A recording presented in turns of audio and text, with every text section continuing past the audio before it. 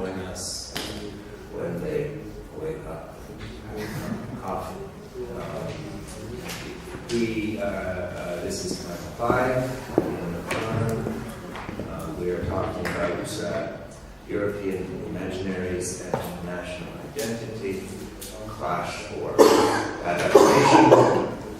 One might also say clash and adaptation, but we'll leave it where it is.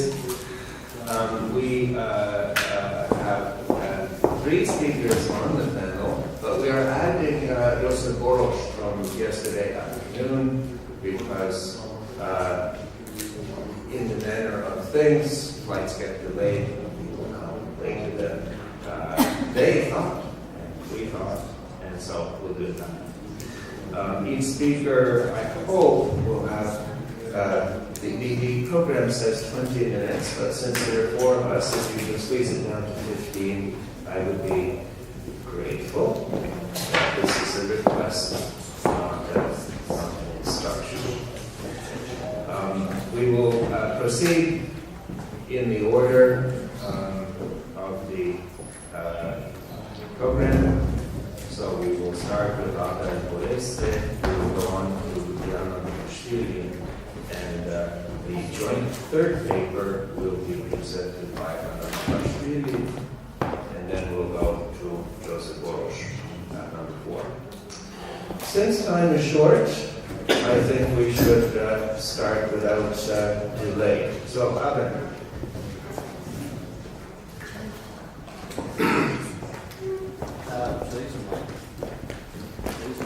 Oh, use the mic. Yes.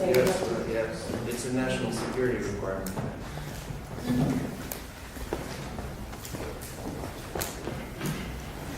Okay. Good morning, everyone. Thanks. I'd like to thank the Center for Science again for having us come back from here. I'd like to thank the speaker, all of the public here at this early hour of the day in Georgia time, I guess. So, my presentation is based on 2 books that are coming out between the end of this year and the beginning of next year. And actually 2 books have almost on the same topic because we received so many abstracts that it was very, very unpleasant for me to reject some that were very good. So we said, why instead of having just 1 book, instead of having to select, we don't just extend it to 2 books. So the 2 are coming out next year, and we are the 4 of us editors, and it's about how identity is constructed through everyday life practices. And I'm going to explain this in a second. And I also have some nice pictures, so I'm just not going to worry on it with words. So the starting point is nation building. Now, what is nation building? Nation building is, in principle, the efforts to match nation and state. Whatever nation means to you, it could be a civic nation, it could be an ethnic nation. But nation building is, unfortunately, also something which is, I call it the Smurf. Do you know what is the Smurf? Do you know this man? Okay, this is Smurf. And when they speak, they say, I Smurf, I'm not a Smurf. Can you Smurf this a bit more? Can you Smurf this? And it's like, basically, they use Smurf to kind of as a synonym to anything. And the issue is that nation building is nowadays used for anything and everything. Because if you look at the literature, we have the first mention of nation building as a kind of the post-colonial construction in the state, saying how can we, once we have new African states, how can we ensure that even if they are kind of tribal, even if they have different ethnic groups inside, how can we secure, peace, stability, how can we avoid conflicts? They say, well, nation building is the answer. Because we're going to build a nation which is going beyond ethnic cleavage and ethnic terms. There is a second wave of literature. Of course, there were more questions than answers at the end of the debate. The second wave, I call it wave of nation building. Actually, I also use waves. Is a reflection on the formula of modern nation states.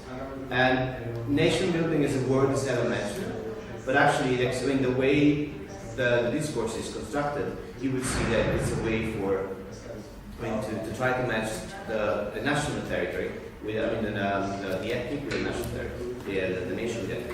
Then there is a revitalization of national building debates in the 90s after the end of the Soviet Union, because you have, not only the Soviet Union of communism, because you have three federations that break up, and the number of states that emerges raises again the question: how can we just bring everyone together? And then there is the national building turn, because Fukuyama in 2004 published a book about nation building and the efforts of the US in Iraq, Bosnia, Afghanistan. And of course, when Fukuyama published something, you can agree or disagree, but you have to listen. And then what happens is that a number of people now use nation building to use, in a completely different fashion, which is the effort of a foreign country to kind of create stability into another. So the question is still,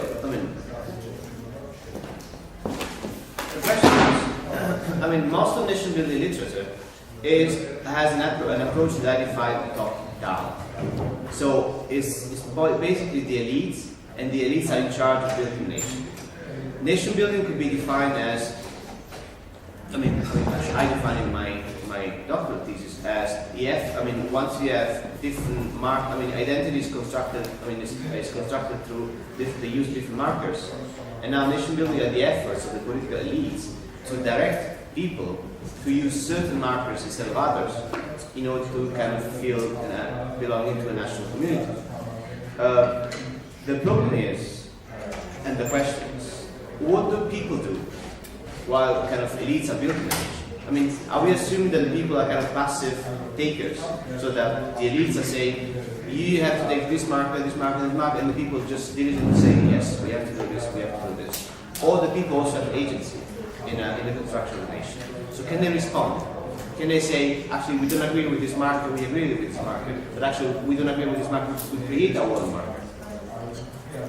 And my answer in my research, my empirical research was based on this side, kind of the Ukrainization of a Russian-speaking city. I put forward the idea that the people are also agents of nation building. So they receive instructions, and then they have the right to comply, or they feel that they can comply. They cannot comply, they can negotiate some parts, they can renegotiate, say, no, we don't agree with this. To give an example, something that was very, very interesting. When I did observation in schools, and you would have instructions that you have to, those were Ukrainian schools, meaning that they are schools that use Ukrainian as a means of communication, as a means of instruction. What would happen is that the teacher enters the class, and then the teacher is not the Ukrainian native speaker, and then the students are not the Ukrainian native speaker either. So they have to perform a kind of ritual, passing through Ukrainian. So say at morning Ukrainian, study lesson Ukrainian, and then switching to Russian, and then switching between Ukrainian and Russian, depending on the situation. So there was a case that some books were still in Russian at the time, and the teacher had to explain Ukrainian.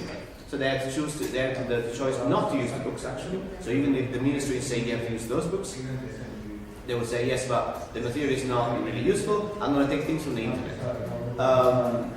Then they would say, let's skip. They have the right to skip this part and skip this part.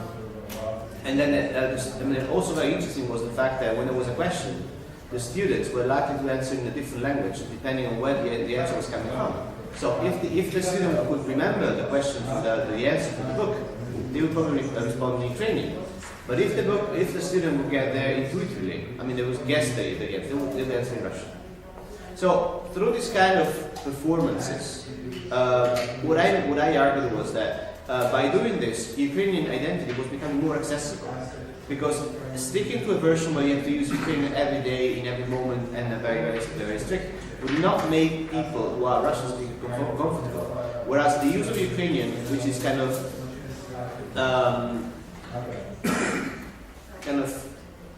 comes along with Russian, would make more people comfortable. Now, I came to define, when you have nation building, I came to define what is spontaneous nation building. Now, spontaneous nation building for me has two meanings. The first is the fact that the nation can be built from the bottom. So you have some markers of identity that are actually proposed by the people, and then they become national. They become, you know, I mean, in the era of internet, whenever you see a video which becomes viral, just think of a marker that you cannot really see. I mean, I call it the study of the invisible because it's very, very difficult to see those things. But once you have something, then this thing can become very, very part of the common culture. And I refer in this respect also to Billing. Billing talks of banal nationalism, like how we perform nationalism every day. I mean, not every day. I mean, how we perform nationalism by doing certain subconscious actions, by looking at things, by looking at flags that are there, and we say everything is fine, everything is in order.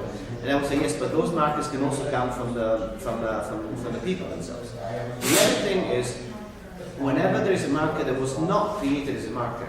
And I have a study on the Ukrainian Orange Revolution that was primarily a political event. But then you see that through this political event, through the participation of Ukrainian bands, and the use of Ukrainian as with a political meaning, actually people who are Russian speakers, they kind of converted into Ukrainian. And I know a few families that have decided not to speak Russian anymore within the family, but speak Ukrainian, just as a matter of, as a political thing. But Ukrainian, the Orange Revolution itself was not an idea, it was not an actual action. So, I refer here also to the belonging to the nation is constructed through everyday participation in a vital community of subconscious and invisible or unperceived daily activities. And okay, this thing that got messed up here is we start from Billing. But there's also a discourse that's been built by Edison and then Fox about the way we perform national building, the way we perform identity. And there are some ideas, there are some books, one is called Consuming the Nation, or Drinking to the Nation, like using certain rituals that then go national and they help to reproduce national identity. So now we have some visual things which are, if you look at those things first, those are Estonian, daily products. Things that you buy every day in the supermarket. Now, peeing is milk. And on the other hand, of course, I guess you guessed that it was bread. Now, in both cases, if you look at the flag, if you look at the colors of the packet, all the colors, the only colors there, apart from the butterfly, are the Estonian national flag. The color they use in the Estonian national flag. So to reinforce the idea that this milk is not just milk, but it's Estonian milk. And on the packages that we didn't take time to take the picture, but anyway, it will be in Estonian, but they will explain that those things are very, very genuine. They're natural.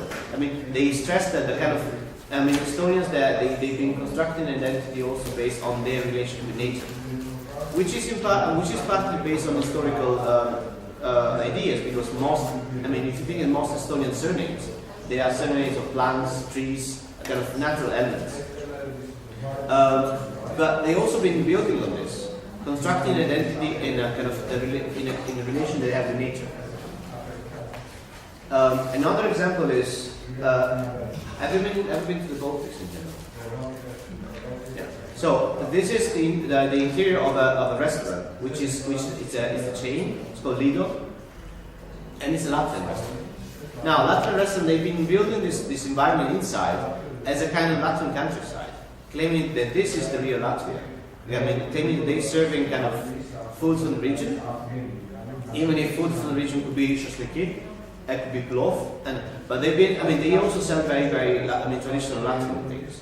And they've been, in a way, they've been educating people to appreciate Latvian cuisine through this huge restaurant in Riga. It's probably the largest surface in the Baltics devoted to an eating place.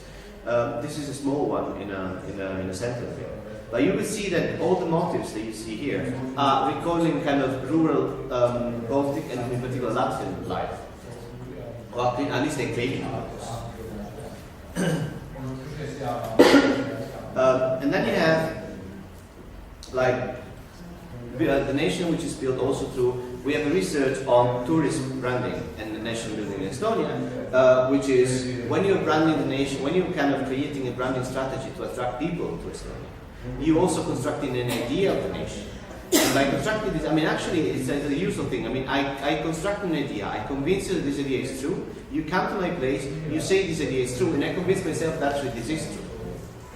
And so this is the largest Estonian music festival, the picture is taken, that attracts 300,000 people. Now, do you know how many people we have in Estonia? It's 1,400,000. So more than 1 out of 5 people go to the festival, which is a massive event, and I have a student doing reproduction of identity, I mean construction of identity through participation in collective singing events. Because collective singing is a very, very strong, it's something that's still very, very strong. This is Tallinn Airport. Tallinn Airport is being constructed also, I mean every single square centimeter of Tallinn Airport has been constructed in a way to give an idea of Estonia. So Tallinn Airport is very, very, Estonia is a kind of e-Estonia, it's a kind of the IT nation and so on. So it's very, very interactive, you have holograms, you have all kinds of things that show that Estonia is very, very innovative. We used to have a kind of also a Skype booth there, so you can make free Skype from there, free Skype call from there, before Skype was bought by Microsoft. Then the rest of the airport is also giving the idea that Estonia is very, very cozy. I mean, the airport is very small, and they branded the coziest airport in the world, which is actually true because you are there, you feel like in a house. You have cafes, they're kind of your grandmother's cafe with all the old things there. You sit between old discs and old furniture, that kind of retro, modern, old, and then you feel the house, the homey atmosphere of Estonia. And then every single space, there is a space devoted to children. We have Lotte, which is a cartoon hero in Estonia, and it's devoted to the children. So you have a whole it would be like 13 square meters where children can play and watch cartoons, because Estonians, of course, they like children, they like their children, they develop, and they devote time to the children. So all those things are thought to give an idea of Estonia, which is the identity of Estonia, which in a sense is reflected in the national branding. I was mentioning to Neil that actually Estonia, we had a survey, and Estonia was classified the second country in Scandinavia for the use of English. Now, how many of you think that Estonia is Scandinavian? I'm not sure the Estonian think that so, but it was a way to kind of brand yourself as we are not part of the Soviet Union, we are part of Europe, not of Europe, of the civilized part of Europe, of the most innovative, of the most kind of developed part of Europe. And this was the national branding strategy. So you say, okay, we have the Eastern influence, but then we have progress, and we have the Nordic influence, and then you have the rootedness. And this was defined by an enterprise, which I think was Enterprise Estonia, as a way of branding the Estonian nation for kind of to make it attractive from outside. So by doing this, Estonia, and also the book also actually, we have a few chapters that have been used to show that mundane and kind of everyday practices are actually useful to construct an idea of the nation that is then spread around and is then used. It might also become a locus of nation. So by doing this, if I have to connect with what Neil was saying, we try to answer all the questions from yesterday. There is a way of constructing an imagined nation, which is not necessarily the real one, but it's not necessarily the one you can see every day, but it's an ideal construct that refers to certain values. And these values in Estonia, as in the rest of the most of the former social spaces, is with the idea that we have this, what the youth chap called the imaginary West.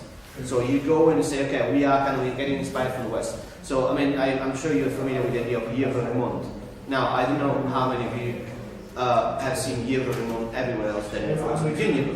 I haven't seen anywhere. Or there is this magic thing, I just forgot to put it in a presentation, but it's, let's see if I can, okay, yeah. Got 2 minutes. Yeah, this is work. It is work.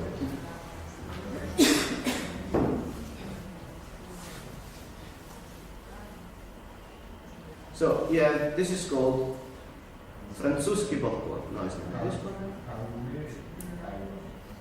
It's basically, the practice when you you have a balcony, and then you just put the wall on the balcony, and you create a new room from nothing. And I couldn't find the advertisement. There was an advertisement showing Francuski balcon with a Eiffel Tower there. So try to imagine everyone in Paris is kind of cementing the wall and constructing a new room in those very, very old houses in Paris. So they were selling this idea that this is the way, like in Europe, we do it. No, I cannot find it.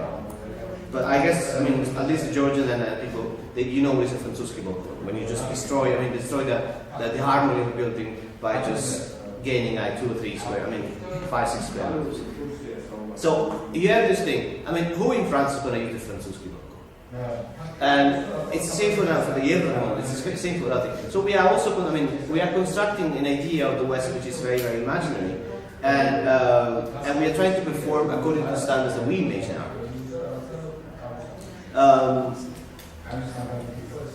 So yeah, just last thing. I'll spread the book as soon as it is out, because I think this is something that's being understudied and under kind of observed, and it's also very difficult to observe, because it's very easy to say to look at the politics. They're visible, but yeah, things that are not very tangible. And how can you see them? And our authors have been putting lots of efforts into identifying some very, very small things that might also have